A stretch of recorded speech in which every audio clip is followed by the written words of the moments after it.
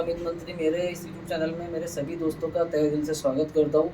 मैंने काफ़ी टाइम से वीडियो अपलोड नहीं किया था, उसके लिए सबसे पहले आपसे माफ़ी मांगना चाहूँगा। थोड़ा-सा आउट ऑफ सिटी गया हुआ था नहीं सिटी में, इसलिए मैं वीडियो लोड नहीं कर पाया। और आज जिस टॉपिक को मैं लेके आया हूँ ना दोस्तों, वो बहुत ही अच्छा टॉपिक है। और कई मेरे परिचित वालों ने, मेरे दोस्तों ने, मेरे भाइयों ने मुझे कई बार ही मैसेज में, कमेंट्स में कहा, पर्सनली कॉल करके कहा कि भाई आप बेटियों पे बोलिए, आप बेटियों पे क्यों नहीं बोल रहे हो? अब तक आपने पापा पे बोला है, मम्मा पे बोला है, समाज पे बोला है, तो आप बेटियों पे क्यों नहीं बोल रहे? सबसे अहम हिस्सा आप कैसा भूल जा रहे हो इस दुनिया का, इस समाज का। तो मैंने बोला भाइयों थोड़ा-सा वेट कीजिए, क्योंकि बेटियों को बोलने के लिए मेरे पास शब्द ही नहीं है। ये एक ऐसा शब्द है ना, बेटी, 2 शब्द है, लेकिन ये 2 शब्दों में पूरी दुनिया समाई हुई है।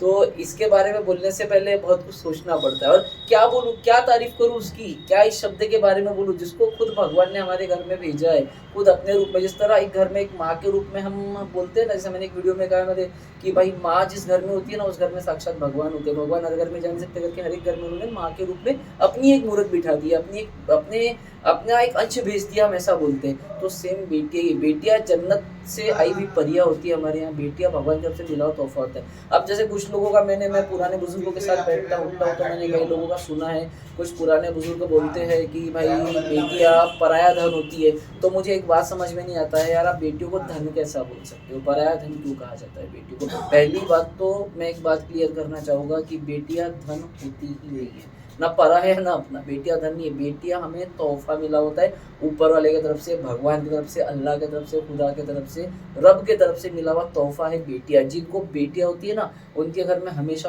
खुशियाँ होती है। बेटियाँ जन्नत का वो दरवाज़ा है, बेटियाँ स्वर्ग का वो दरवाज़ा है जो हर किसी को नसीब नहीं होता है। तो बेटियों को पहली बात तो पराया कभी मत कीजिए। आप किनको पराया कर रहे हैं? जिन्होंने आपके घर में खुशियाँ लाई है। और एक बेटी अपनी ज़िंदगी में क्या सहती है, ये सिर्फ़ वो ही जानती है। उसका रीज़न बताता हूँ ना, जब वो हमारे घर आती है, हम बचपन से उसके मतलब एक थोड़ा-सा कुछ टाइम 10-12 साल बाद, अरे ये तो पराया धन है, इसकी शादी करनी है बेटी। एक बाप चिंता में आ जाता है। जब बेटी होती ना, कई लोग खुश होते हैं। जैसे मुझे बेटी हुई थी, मैं बहुत खुश हुआ जब मुझे डॉक्टर ने फर्स्ट टाइम आके बताया। मैं ऑपरेशन थिएटर के बाहर खड़ा था, मुझे बोला गया सर आपको बेटी हुई। मैं इतना खुश हुआ क्योंकि मुझे बेटी ही चाहिए थी। ऐसा नहीं बेटा नहीं चाहिए था, बट मुझे बेटी ही चाहिए थी। मैं बहुत खुश हुआ। कई लोगों को, मेरा एक फ्रेंड है परिचित में, मैं उनको पहचानता हूँ। क्रिटिकल सिचुएशन थी उसकी वाइफ की, जब उसको ऑपरेशन थिएटर में ले गया गया। सेकंड जब थोड़ी देर बाद में डॉक्टर ने कहा आके बाहर की कांग्रेचुलेशंस, आप पापा बन गए, आपको बेटी भी है। तो खुश हुआ, बहुत खुश हुआ। लेकिन 2-3 दिन बाद से वो थोड़ा-सा परेशानी में दिखा। मतलब भाई क्या हो गया यार, बेटी घर में लक्ष्मी। हाँ यार, लक्ष्मी तो आई है बोले अमित, लेकिन अब बोले उसका फ्यूचर मुझे सताने लगेगा, उसकी शादी के लिए अभी से मुझे जोड़ना पड़ेगा। मतलब तू पागल-वागल है क्या यार? क्या बात कर रहा है? अभी बच्ची आई है, तेरे घर में खुशी है, तू कहाँ शादी-वादी की बात कर रहा है? तो बेटियाँ अपना किस्मत लेके आती है। एक बात आप मेरा यकीन कीजिएगा मेरे दोस्तों, और मेरी सारे भाइयों से मेरा निवेदन है कि बेटियाँ जो होती है ना, वो अपना किस्मत लेके आती है। अपनी किस्मत की धनी बेटियाँ खुद होती है। और बेटियों के आने से हमारे घर में बरकत होती है। कभी ये मत समझिए, आज भी कई प्रांतों, कई छोटे-छोटे कस्बों में ना बेटियों को बोझ समझा जाता है। बेटियों को बोझ मत समझिए। बेटियाँ जो है ना, वो कभी बोझ नहीं होती। बेटियों ने तो हर माँ-बाप के सुख की खोज की है, इसीलिए कभी मत समझो बेटियों को बोझ। मैं हमेशा से बोलता हूँ कि बेटियों ने ही माँ-बाप के सुख की खोज की। आज बच्चियों ने हर सेक्टर में इतना अपना नाम आगे किया है, एज़ कंपैरेटिवली अगर हम देखें 10th का, 12th का, या कोई आईटी कंपनी का, हर चीज़ का सेक्टर आप देखिए, रिजल्ट उठा के देखिए, बच्चियाँ बच्चों से आगे है। तो अब और क्या प्रूफ चाहिए? और कई धर्मों में, मैं पर्टिकुलर नाम नहीं लेना चाहूँगा, और किसी को अगर हर्ट हो तो फिर भी माफ़ी माँगना चाहूँगा। कई धर्मों में बच्चियों को पढ़ने नहीं दिया जाता। उन्हें ये कहा जाता है आप पढ़ के क्या करोगे? आपने अगले घर जाके बस बच्चे पैदा करने, काम ही करना है घर का, ये सारी चीज़ें। ऐसा नहीं है। नारी का सम्मान सब में ज़्यादा ज़रूरी है। आज एक जब बच्ची हमारे घर में पैदा होती है ना, उसके काफ़ी सारे स्टेप्स होते हैं। सबसे पहले एक बेटी बन के किसी के घर में जन्म लेती है। उसके बाद वो किसी की बहन बनती है। उसके बाद वो बीवी बनती है।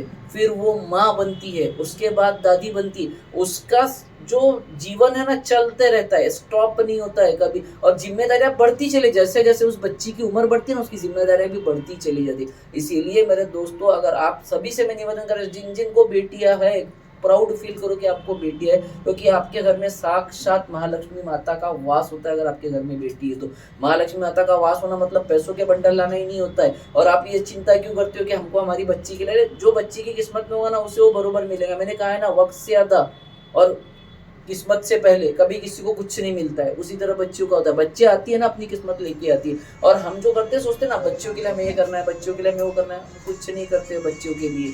हमें हमारा सारा अपना ही करना रहता है, वो अपनी किस्मत लेके आती है। हमें अपना फर्ज निभाना होता है, भाई को भाई का, फादर को फादर का, घर में जितने बड़े हैं उनको अपना बड़ा फर्ज निभाना होता है। और बच्चियों ने कभी हमको हताश नहीं किया। आज आप देखिए कई बारी आप अनाथ आश्रम चले जाइए, कई बारी आप वृद्धाश्रम चले जाइए, वहाँ देखिए वहाँ प्यारी प्यारे दशम में बच्चियाँ होती हैं, उनका क्या गुना होता है, उनको उनके घर वाले में छोड़ के चले जाते हैं, उनको पता नहीं होता है। और अनाथ वृद्धाश्रम की बात कर रहा हूँ ना, जिनके बच्चे होते हैं फॉरेन कंट्रीज में रहते हैं, बाहर रहते हैं, तो वो अपने डैड को वहाँ छोड़ के चले जाते हैं, और वही बच्ची उनको वहाँ से अपने घर लेके जाती है। तो ये होती है बेटियाँ। और जितना भी एक बेटी का दिल अपने माँ बाप के लिए दुखेगा ना, चाहे वो ससुराल का पक्ष हो, चाहे वो उसके मायके का पक्ष हो। ये ससुराल वाले भी कई बार बोलते हैं नहीं नहीं बेटी तो कभी बहू बनी नहीं है, बहू तो कभी बेटी बनी नहीं सकती। गलत बात। एक बेटी हमेशा अच्छी बेटी भी बनती है और एक बेटी हमेशा अच्छी बहू भी बनती है। सिर्फ आपके देखने का नजरिया चेंज कीजिए। आपने जो एक साइकोलॉजी बना ली ना, हमारे समाज ने एक साइकोलॉजी बना ली कि नहीं नहीं वो मतलब अपनी बेटी बेटी होती है और बहू हमारी बेटी नहीं होती है, कई लोग मानते हैं। गलत बात। हमारी बेटी भी किसी के घर ब्याह के जाती है ना, तो भी उनके घर की बहू होती है, लेकिन वो उनको बेटी ही मानते हैं। और बेटी हमेशा एक जैसा सबके साथ में अपना व्यवहार रखती है, उसको भेदभाव नहीं समझता ना, क्योंकि उसका मन कोमल होता है, ममता की मूर्त होती है, वो उसके अंदर ममता भरी होती है। आज जब हम घर जाते थके, अरे हमारी बच्ची आती, सबसे पहले हमारी वाइफ नहीं आएगी, जब हम घर जाएंगे तो बेटी आएगी, पापा आप कैसे हो, आप आ गए हो, आइए अब बैठिए, मैं आपके लिए गिलास पानी लाती हूँ, चाय लोगे। बच्चियों का दिल ये होता है। आप अगर अपनी बच्ची को फोन करके पूछोगे ना बेटी तू कैसी है, तो सब सारे काम छोड़ के आपसे बात करेगी। अगर आप वही किसी और को कॉल करोगे ना, भाई 2 मिनट बाद में बात करता हूँ, तो उसको बोलोगे यार। और जितना मन बेटियों का दुखता है उतना बेटों का नहीं दुखता। मैं खुद एक बेटा हूँ, लेकिन मैं फिर भी ये चीज़ बोल रहा हूँ, जितना मन एक बच्ची का अपने मॉम डैड के लिए दुखता है उतना किसी भी बेटे का नहीं दुखता है। और बेटियों पे बोलने के लिए मेरे पास शब्द ही नहीं, क्योंकि जिसको खुद ऊपर वाले ने हमारे घर भेजा हो अपने ही एक सुख के जरिए से, कि भाई आप सुख भेजो, सुख को वो बेटी के जरिए वो सुख को उसने हमारे घर में प्रेजेंट किया है, तो हम क्या उस बारे में बोलेंगे। और मेरे ऐसे भाइयों से बोलना है, कई लोग जब हम प्रेग्नेंट होती है लेडीज़ को टेस्ट करवाते हैं और पता चलता है कि भाई बेटी है, तो वो उसको वहीं पेट में ही मार दिया जाता है। गलत चीज़ है, बिल्कुल मत कीजिए। आप कौन होते हो किसी की जान लेने वाले यार, आपको किसने हक दिया है। और आप कैसा टेंशन में आके खड़े होते, नहीं हमें बेटी है, हमें बहुत जिम्मेदारी है। बेटियों ने जो आपके सिर को ऊंचा रखने में एक रोल अदा किया है ना, वो दुनिया में कोई रोल अदा नहीं कर सकता। आज आप एक उदाहरण है, बुरा मत मानिएगा, कड़वा है बट सच है।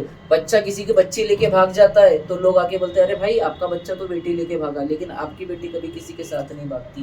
पहले आपसे पूछती है पापा ऐसा है, आपको बोलती है, लेकिन बेटा नहीं पूछता। ये फर्क होता है बेटा और बेटी में। हम लोग बेटों को बहुत मान सम्मान देते हैं ना, बेटों को बोलते हैं नहीं नहीं भाई बेटा ही है, अरे मर जाएगा तो हमें बेटे का पानी लगेगा, बेटी का नहीं लगेगा। ये कहाँ की प्रथाएं चली आ रही, कौन से जमाने में जी रहे हैं। मर गए तो बेटा पानी देता है, बेटी का कुछ नहीं चलता है। बेटियां ही आखिर तक सारा कुछ करती है और कोई फर्क नहीं होता है। एक जेंडर में फर्क होने से आप कैसा बहुत बड़ा एक फर्क कर सकते हो कि बेटा और बेटी, बेटा बेटी पराया धन बोल के बस एक दिमाग में हमने डाल दिया बेटी हमारा पराया धन है। ऐसा कैसे पराया धन है भाई, बेटी हमारी अपनी है, बेटी हमें ऊपर वाले ने गिफ्ट में दी है, हमको गिफ्ट मिला है क्योंकि हमने कुछ अच्छे कर्म किए होंगे ना, इसीलिए उसने हमको इतना नायाब तोहफा दिया है। तो उस तोहफे की कदर कीजिए, उसको प्यार से संभालिए। और जब तक हमारे में जान है, जब तक हमारी जिंदगी है, हमको हमारी बच्चियों को खुश रखना है। कभी भी अपने घर की बच्चियों पे, अपने घर की औरतों पे हाथ मत उठाइए। ये भी एक संदेश दे रहा हूँ मेरे दोस्तों, मेरे भाइयों, क्योंकि बच्चियां वो फूल होती है ना जो हमें बहुत प्यार से मिला होता है, हमें प्यार से उसे रखना होता है। क्योंकि एक बच्ची अपनी जिंदगी कभी नहीं जी पाती। आपने कभी एक बच्ची की जिंदगी के बारे में सोचा है? छोटी होती है, बच्ची होती है, ए यहाँ नहीं जाना, ए वो नहीं करना, ए यहाँ नहीं करना, हमेशा डांट के रखा जाता है। बड़ी होके जाती है, ससुराल में जाती है, सास, घर के बड़े प्रेशर, ऐसा नहीं करना, वो नहीं खाना, अरे ऐसा ही क्यों कपड़े पहन लिए, अरे आपने ऐसा ही क्यों कर लिया। तो वो अपनी लाइफ कब जीती है भाई। और थोड़ा बड़ा होती है, बच्चे माँ बन जाती है, तो बच्चे माँ को सिखाने लगते हैं, क्या मम्मा आपको तो ये नहीं आता, उसकी मम्मा तो ये करती है, अरे क्या मॉम आप तो ऐसे ही हो, अरे क्या आप ये कर रहे हो, क्या पहन रहे हो, कौन से जमाने में जी रहे हो। मतलब वो हर समय सुनती है, सहती है। तो उसकी लाइफ हम कभी नहीं सोचते, बस हम हमारा स्वार्थ देखते हैं। भाई मुझे बेटी हो गई, बहुत टेंशन है यार, अभी शादी करना पड़ेगा, उसकी शिक्षा का।